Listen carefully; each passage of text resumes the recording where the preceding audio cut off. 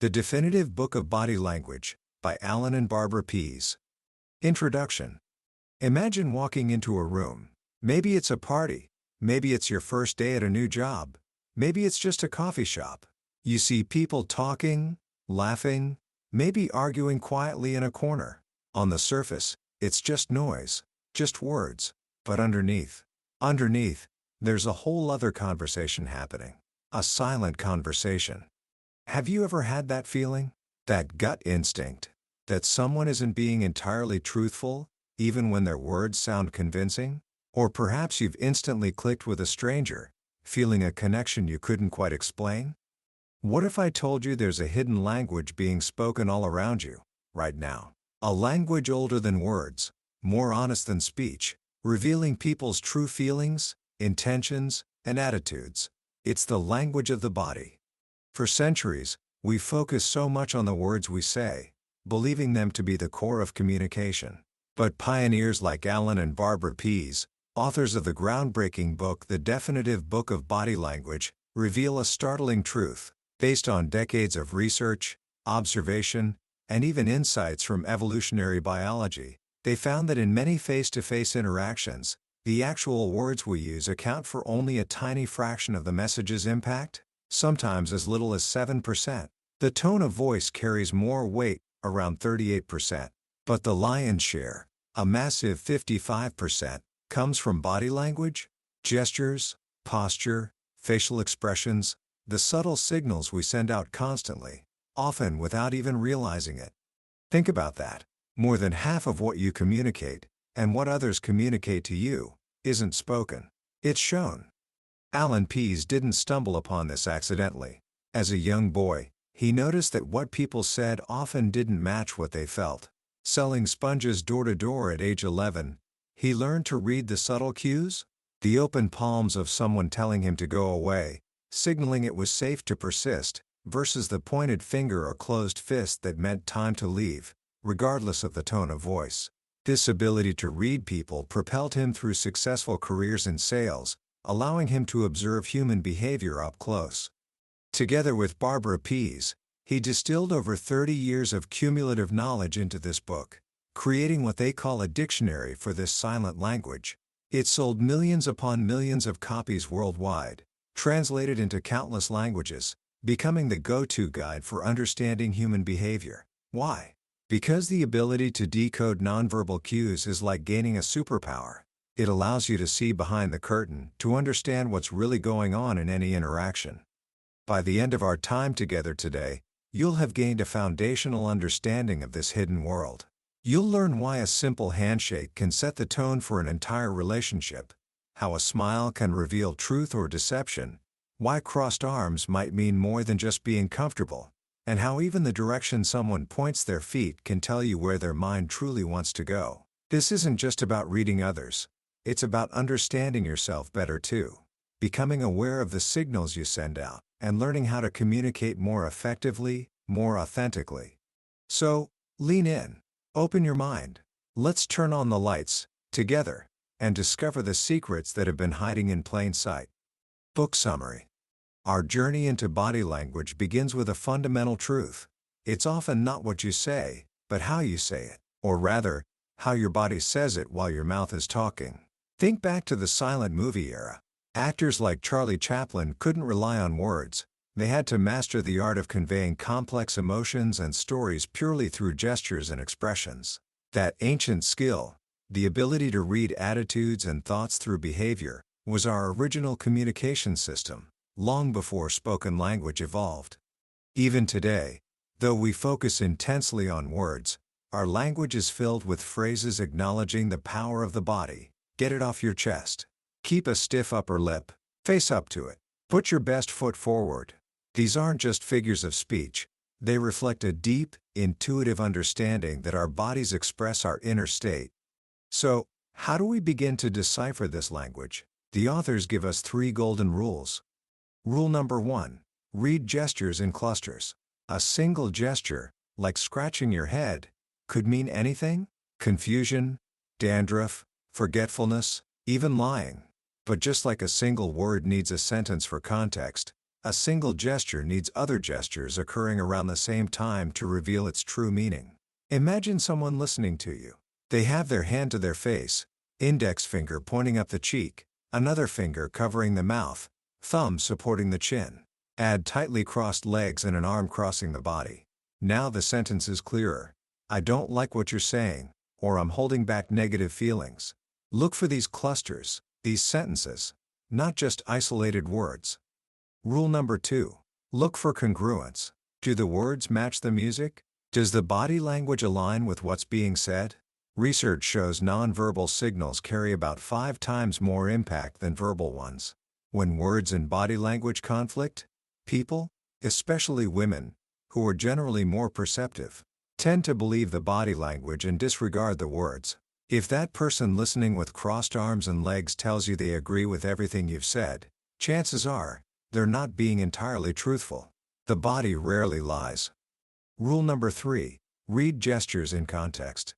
The setting matters. Someone sitting with arms and legs tightly crossed at a bus stop on a freezing winter day is likely just cold. But the same posture across a negotiating table probably signals a negative or defensive attitude towards your proposal. Always consider the circumstances. It's also easier to read younger children because their gestures are usually blatant. A 5-year-old telling a lie might slap both hands over their mouth. A teenager might bring the hand to the mouth but just rub lightly around it. An adult might start the same motion, but pull the hand away at the last second, resulting in a quick nose touch. Gestures become more subtle as we age, but the underlying impulses often remain. Now, can you fake body language? The authors say mostly no, at least not convincingly for long.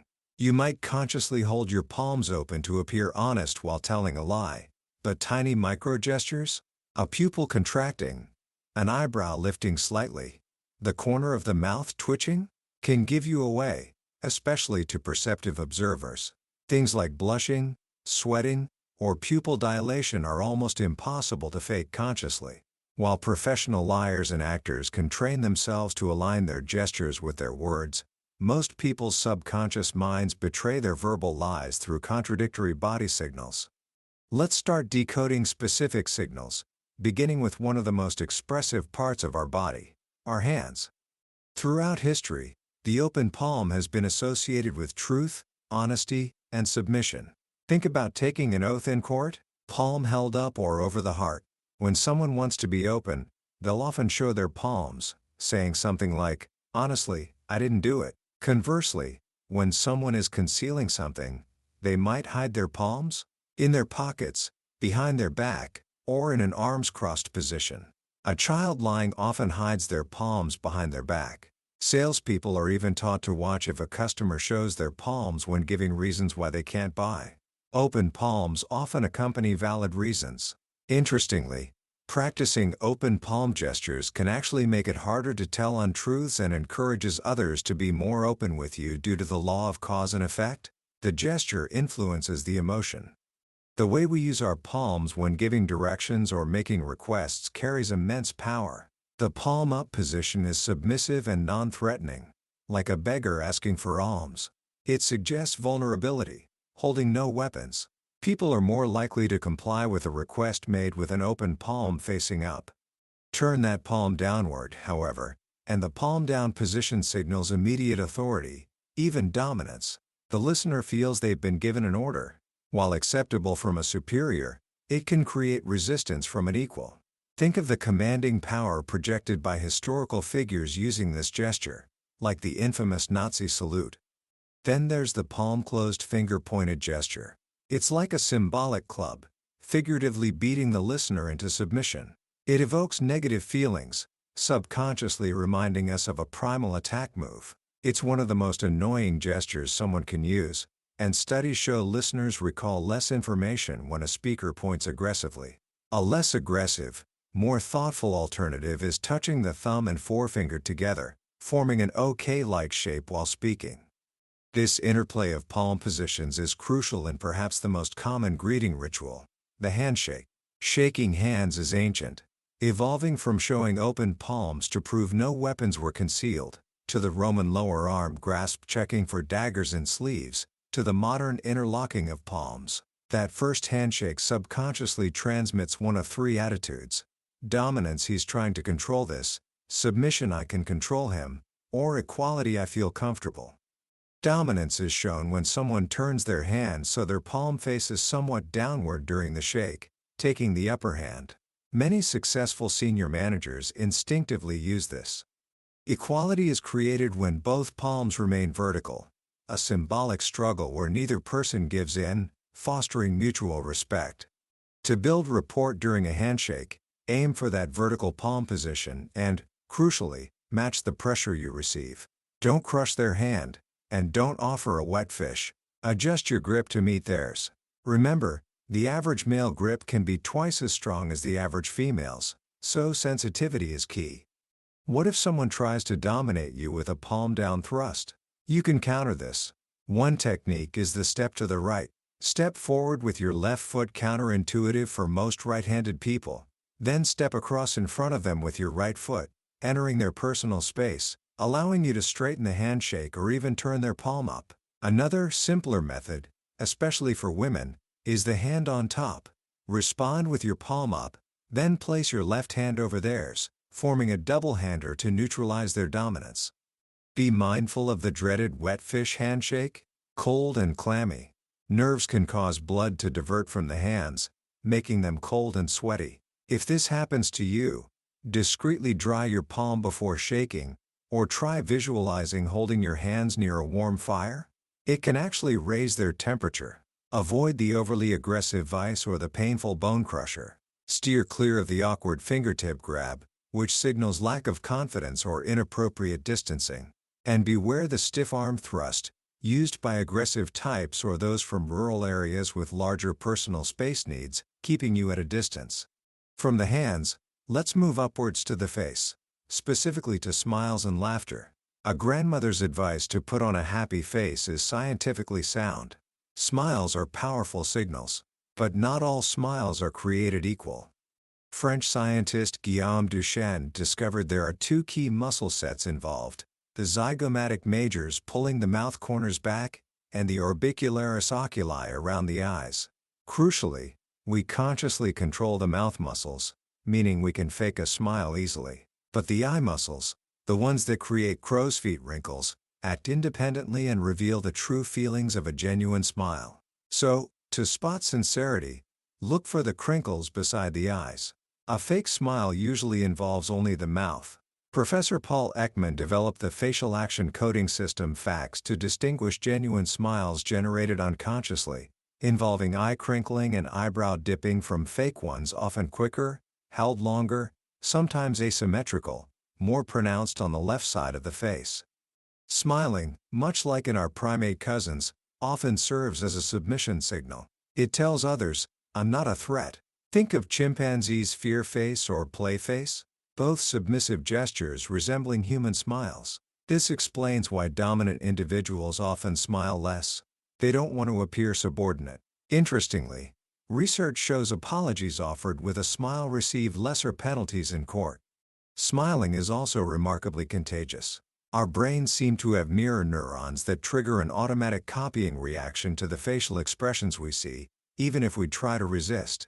This is why smiling, even a forced one, is powerful. It influences others' attitudes and responses positively. The more you smile, the more positive reactions you tend to get. Intentionally smiling can even trick your own brain, activating the happy zone and genuinely improving your mood. There are different types of smiles, each carrying a message.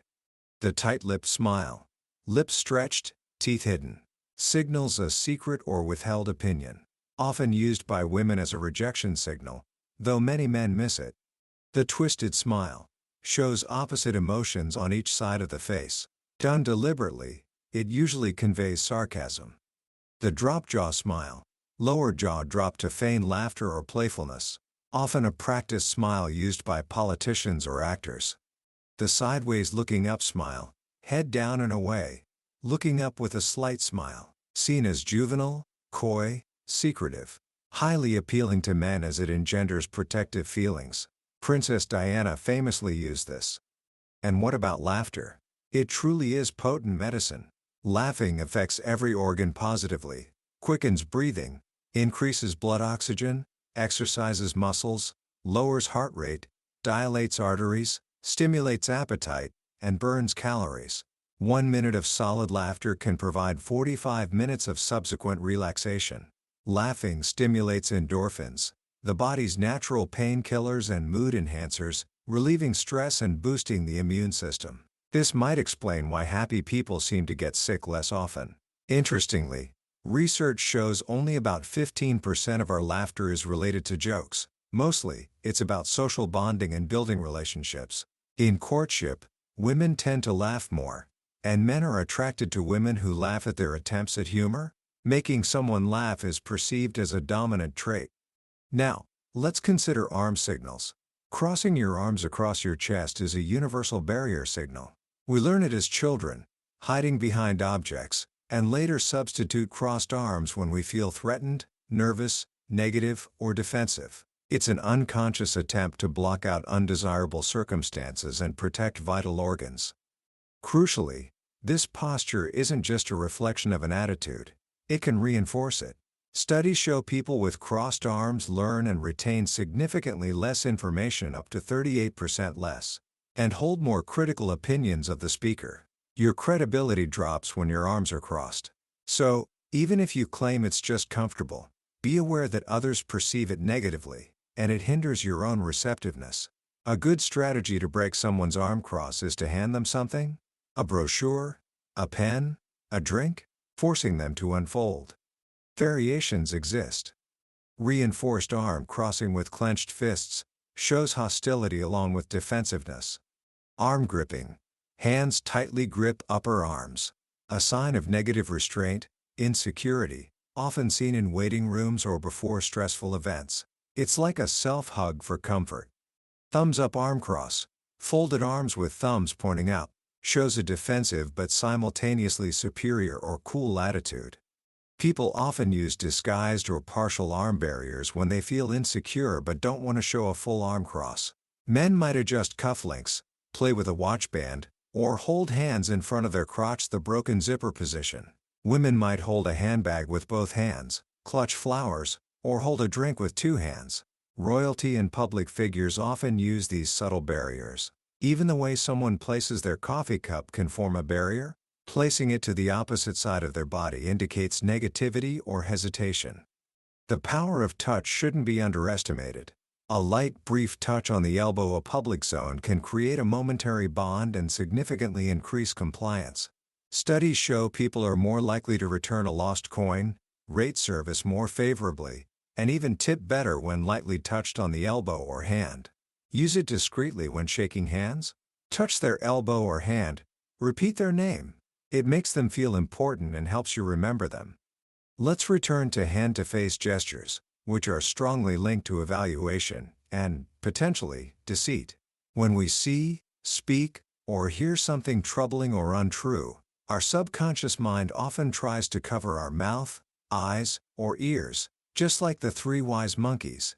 Hear no evil, see no evil, speak no evil. As we age, these gestures become faster and more disguised. Here are 8 common signals often associated with lying or holding back. 1. The mouth cover. Hand covers the mouth, trying to suppress deceitful words. Can be disguised as a cough. If someone covers their mouth while you speak, they might feel you are hiding something. 2. The nose touch. Often a light, quick rub. Lying can release chemicals, catecholamines, causing nasal tissues to swell slightly and tingle, the Pinocchio effect, triggering the touch. Bill Clinton famously increased his nose touching during difficult testimony.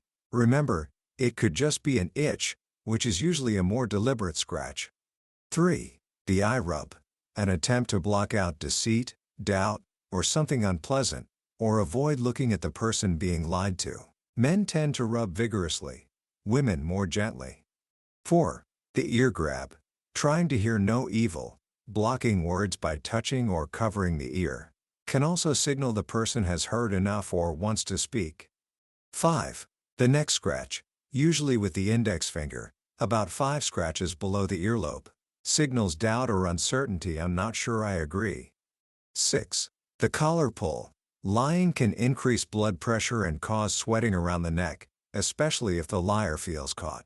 Also used when feeling angry or frustrated. These aren't guaranteed signs of lying, but they indicate negative thoughts, doubt, uncertainty, exaggeration, apprehension, or deceit. Again, context and clusters are key. Other hand-to-face gestures relate more to evaluation and thinking. Boredom. Hands supporting the head. The more support, the greater the boredom, culminating in the head fully resting in the hands or snoring. Finger drumming or foot tapping signals impatience, not boredom. Evaluation. Closed hand resting on the cheek or chin, often with the index finger pointing upwards, shows the listener is assessing what's being said. If the index finger points up the cheek while the thumb supports the chin, it often indicates critical or negative thoughts. Genuine interest is shown when the hand rests lightly, not supporting the head. Decision-making. The chin stroke often follows evaluation gestures.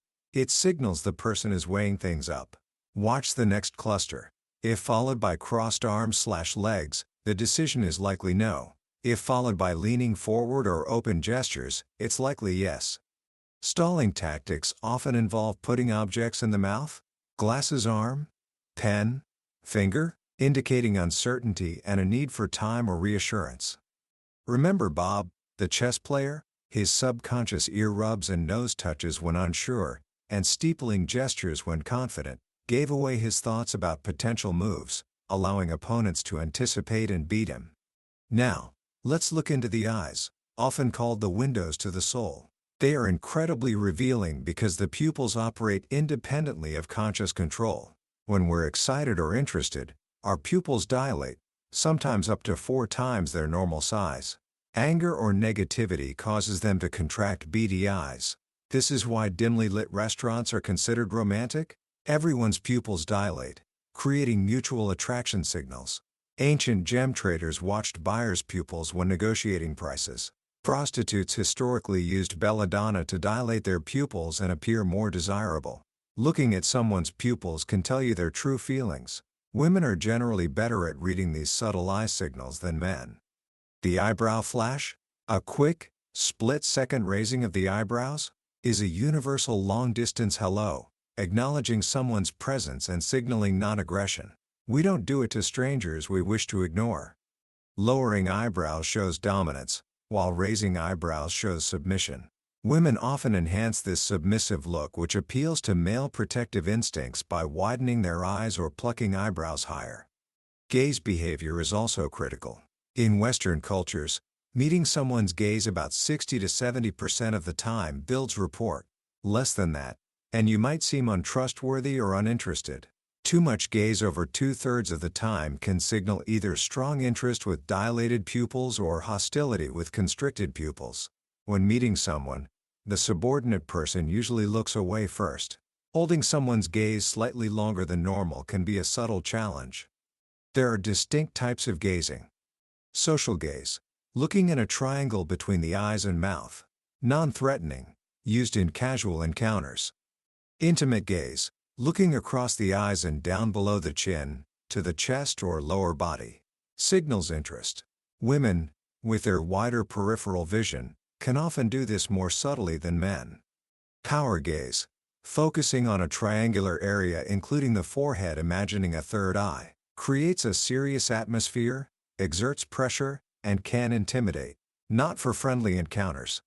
Looking away is often associated with lying, but sophisticated liars know this and may actually increase eye contact to appear convincing. So gaze alone isn't a foolproof lie detector.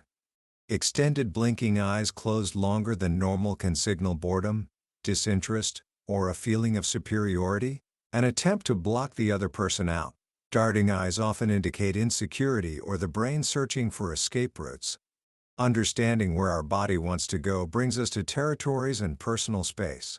Anthropologist Edward Hall coined the term proxemics. Like animals, humans have invisible air bubbles around them. Personal territories. The size depends on cultural background and population density where we grew up. There are 4 main zones for Western cultures. 1. Intimate zone 6 to 18 inches. Reserved for lovers, close family, pets. Intrusion by strangers causes stress, heart races, adrenaline flows. 2. Personal zone 18 to 48 inches, for friends, colleagues at social functions. 3. Social zone 4 to 12 feet, for strangers, new acquaintances, service people. 4. Public zone over 12 feet, when addressing large groups. Respecting these zones is crucial. Invading someone's intimate zone prematurely makes them uncomfortable. Cultural differences are huge here. Southern Europeans and others may have much smaller zones, for example, 10 inches, leading to misunderstandings where they seem pushy to those with larger bubbles like North Americans or Northern Europeans, who in turn seem cold or standoffish. People from sparsely populated rural areas generally need more space than city dwellers. We tolerate unavoidable intrusions in crowded places like elevators by masking, avoiding eye contact, showing no emotion, pretending to read. Crowding increases hostility. Dense populations correlate with higher crime rates. We also claim territory through ownership, our homes, cars, even specific chairs. We mark these spots with personal items. Invading someone's claimed territory, like sitting in their favorite chair without asking, can cause agitation. Leaning on someone else's belongings is a subtle way to show dominance or intimidation. We show ownership by touching, leaning on our car, arm around a partner. 8 also plays a significant role in signaling status. We use terms like Your Highness, lowlife, looking down on someone. Taller people are often perceived as more authoritative and successful. Studies link height to higher salaries and leadership roles. On TV, perceived height relates more to presentation power than actual inches. We bow, curtsy, or dip our heads to lower ourselves before superiors. Conversely, slouching down comfortably in someone else's space can be a dominance signal. Now, let's look down further, to the legs and feet. Because they're farthest from the brain, we have the least conscious awareness of them, making them very honest indicators of attitude and intention. Increased, unconscious foot movements are often seen when people lie. The legs primarily serve to move us toward what we want and away from danger. Thus, leg and foot direction reveals where the mind wants to go. Open, uncrossed legs suggest openness or dominance. Crossed legs indicate closed, defensive, or uncertain attitudes. Key standing positions. At attention, formal, neutral, non-committal. Often used by women. Legs apart, predominantly male. A crotch display signaling dominance and no intention of leaving. Foot forward, weight on one hip, lead foot points in the direction the mind wants to go, towards an interesting person or an exit. Leg cross, shows a closed, submissive, or defensive attitude. Signals an intention to stay but denies access. Common among strangers or those feeling insecure. As people relax and build rapport, they tend to move sequentially from closed crossed arms/legs to open positions. Key seated positions. European leg cross, knee over knee. Common standard cross, combined with crossed arms, indicates emotional withdrawal. American figure 4, ankle on knee, more common in Americanized cultures. A male competitive or argumentative signal, also highlighting the genitals. Seen as insulting in Middle East/Asia if soul points at someone. Figure 4 leg clamp, using hands to lock the figure 4, shows a stubborn, tough-minded attitude. Ankle lock, ankles locked together, often tucked under the chair, signals holding back negative emotion, uncertainty, or fear. Common during interviews, dental visits, or negotiations when holding back concessions. Leg twine, one foot locked around the other leg, almost exclusively female, indicates shyness or insecurity.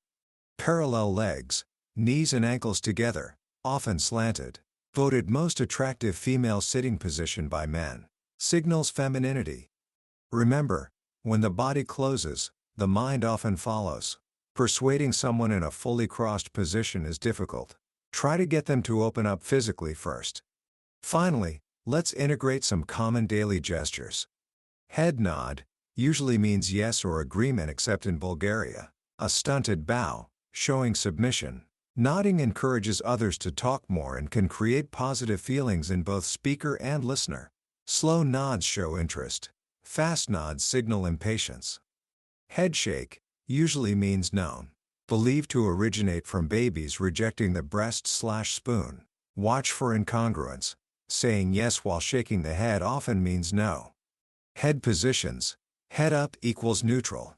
Head tilted equals submission.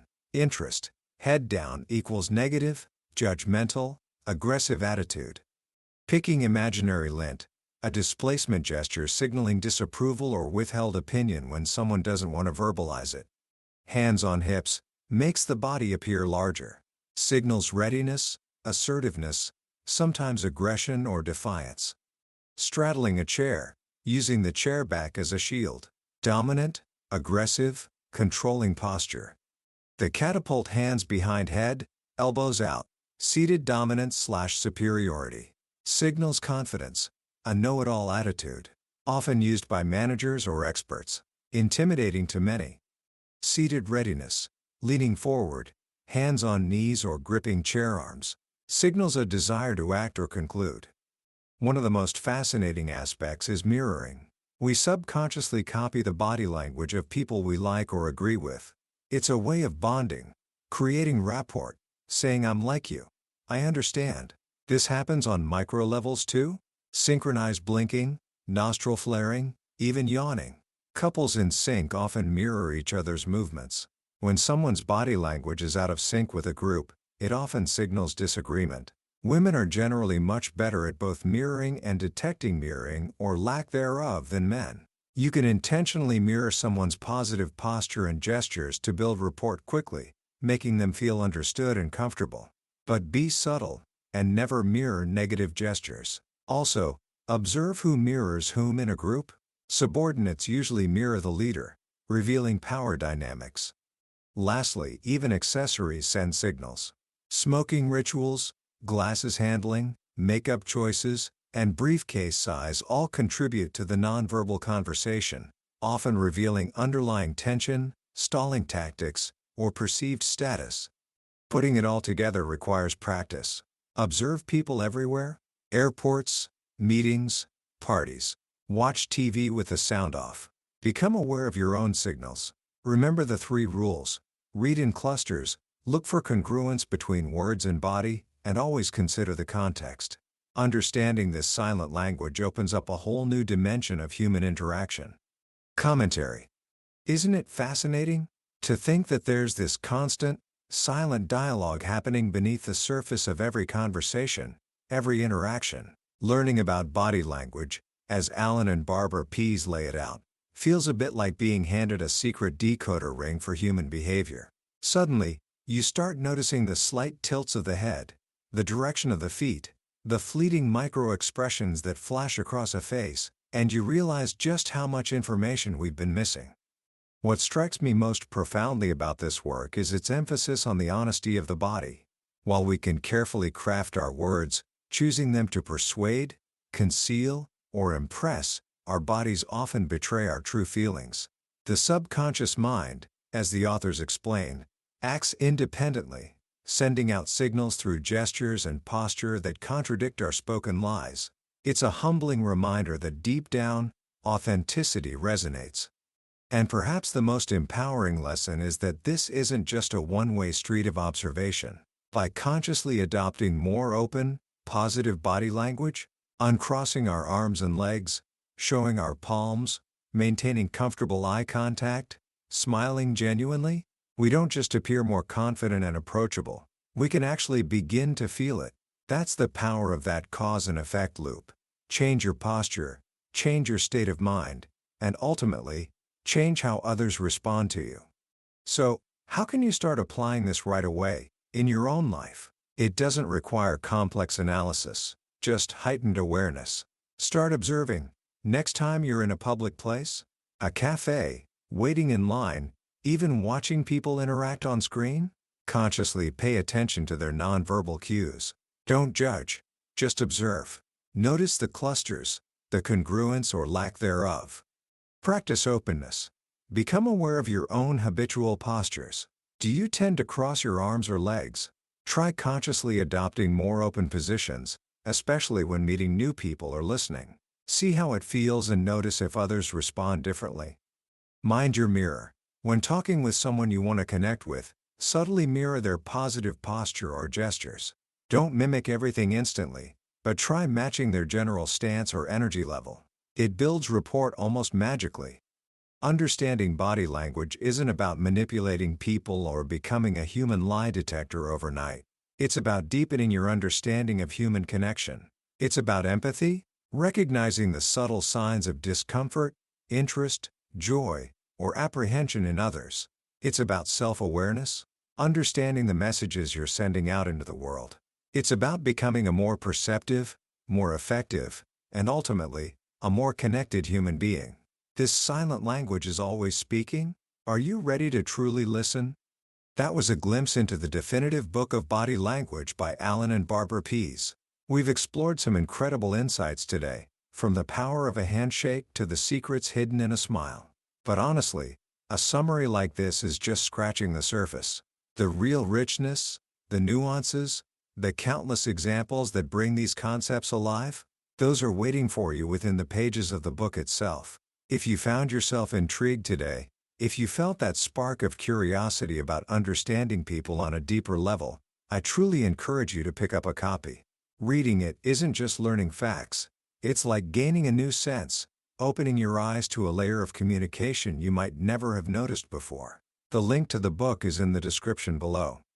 And hey, if this journey through body language sparked something in you, please give this video a thumbs up and subscribe to the channel. We explore transformative books like this regularly, aiming to unlock the wisdom held within the billionaire's bookshelf.